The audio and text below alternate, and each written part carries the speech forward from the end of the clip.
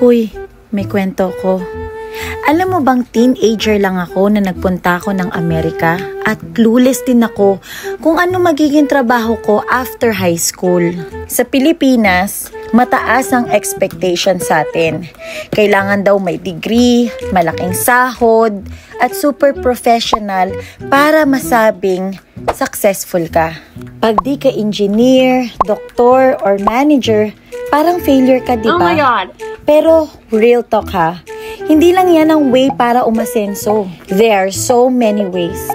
Paano kung sabihin ko sa'yo na may work in demand, mabilis ang hiring, may decent pay ka, na hindi kailangan ng 4-year degree, at mabubuhay ka dito sa US? Wow! Ready ka na ba, B? Pero bago yan, please like, share, and subscribe my channel sa mga friends and family. Thank you! Ano nga ba ang CNA? CNA or Certified Nursing Assistant job ang entry level sa nursing field. Paano nga ba maging CNA? Easy peasy. Maghanap ka lang ng CNA program na malapit sa inyo. Of course, mag-Google search ka. Then, kailangan mo lang ipasa ang CNA Certification State Exam, Written Knowledge Test, and Practical Skill Test. Magkano nga ba ang CNA program? Siyempre, depende pa rin kung saang state ka. Dito sa California, nag-range yan from $2,000 up to $3,000. Magkano naman ang sahod ng isang CNA? Depende sa state kung nasan ka, depende sa experience, depende kung saan ka mag-a-apply.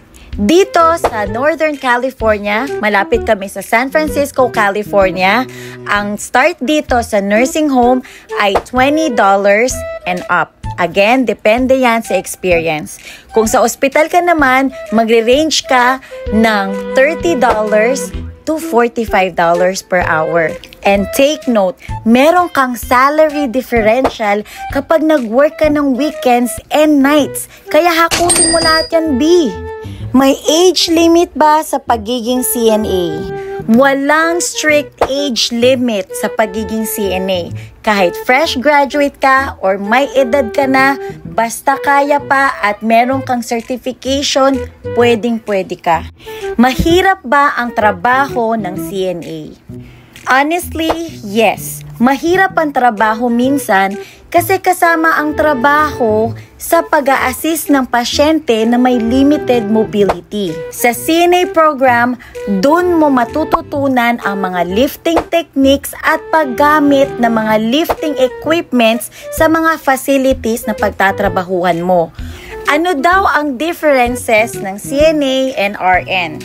Sweldo. Charot. CNAs work under the supervision of RNs. Importanteng role ang CNA sa hospital dahil ito ay nagmimistulang eyes and ears and nose, charot, ng mga RNs. CNA ang gumagawa ng basic patient care like feeding, grooming, dressing, taking vital signs, at marami pang iba.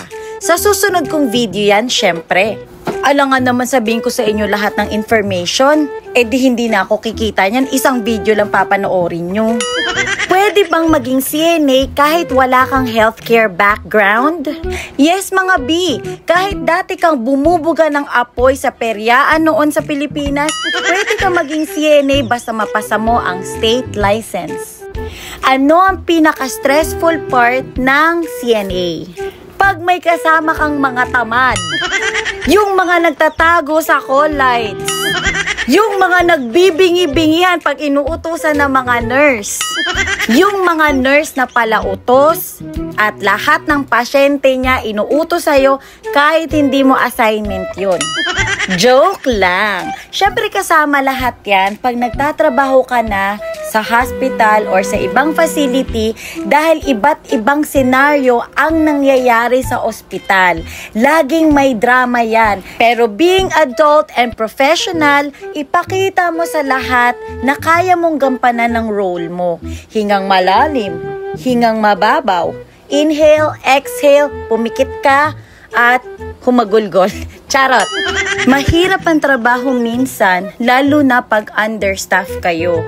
Pero dapat prepared ka physically, mentally, and emotionally. Side note, nasa field tayo ng may mga sakit, may mga nararamdaman.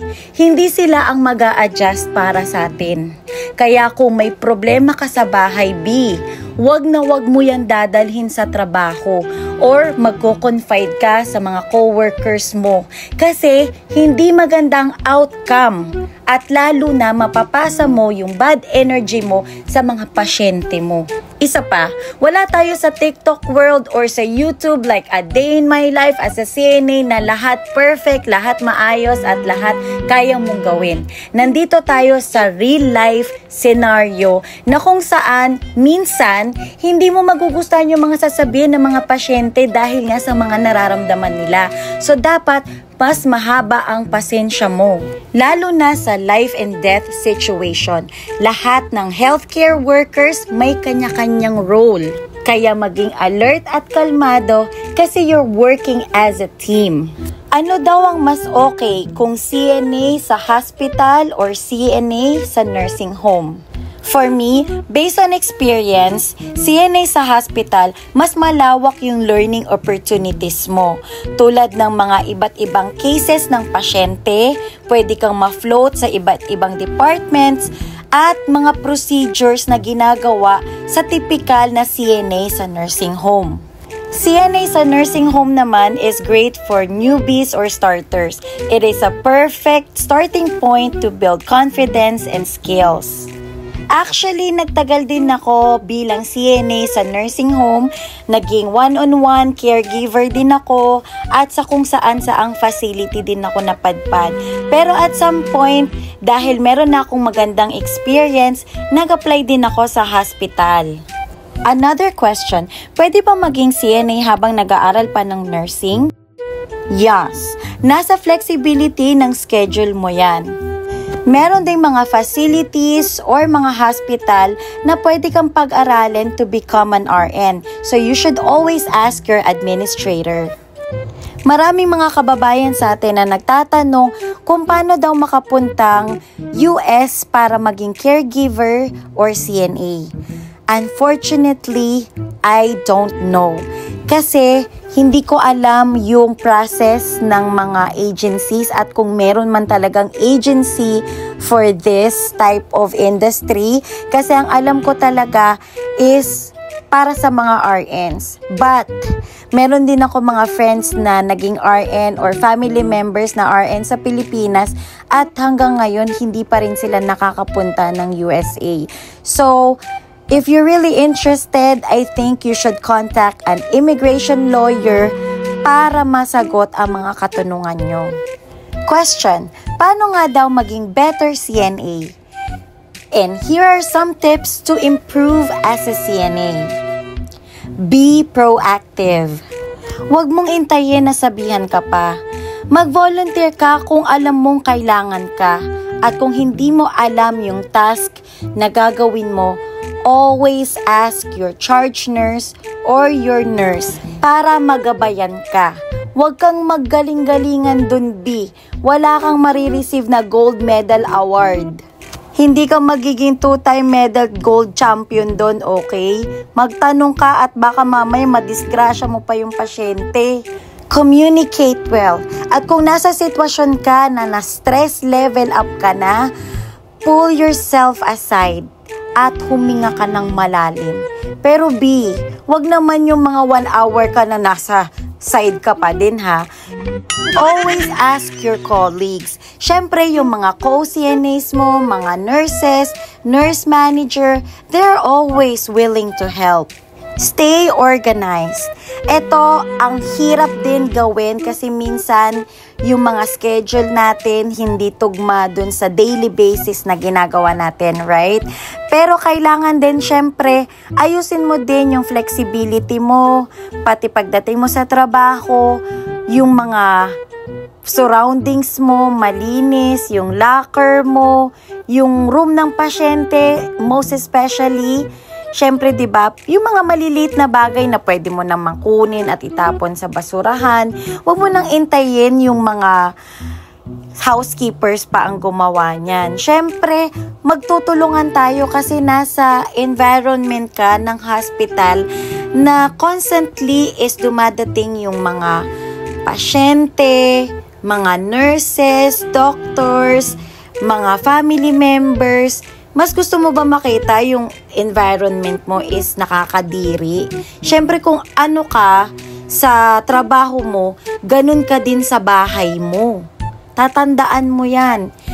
Cleanliness is next to godliness. Another question is, pwede bang maging CNA kahit meron kang health condition?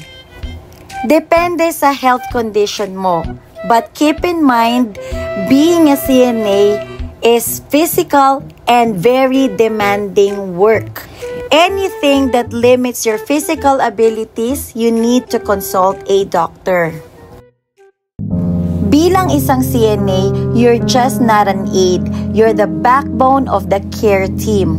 Isa ka sa dahilan sa mga pasyenteng nakasmile.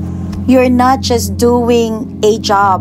You're changing lives every minute, every hour, and every shift. Kaya kung nandito ka na or plano mong pumasok sa healthcare, always remember, you matter. At kahit pagod ka na, may isang pasyente dyan na very thankful dahil ikaw ang nag-aalaga sa kanya. Saludo ko sa lahat ng mga healthcare providers. Keep going, keep caring, and keep slaying in scrubs. Kung na-enjoy mo to, don't forget to hit that like button, share with your friends, and subscribe for more funny and yet informative vids. Stay safe, healthy, and always keep the good vibes rolling. Thank you for tuning in, and you're watching The Danny Stories.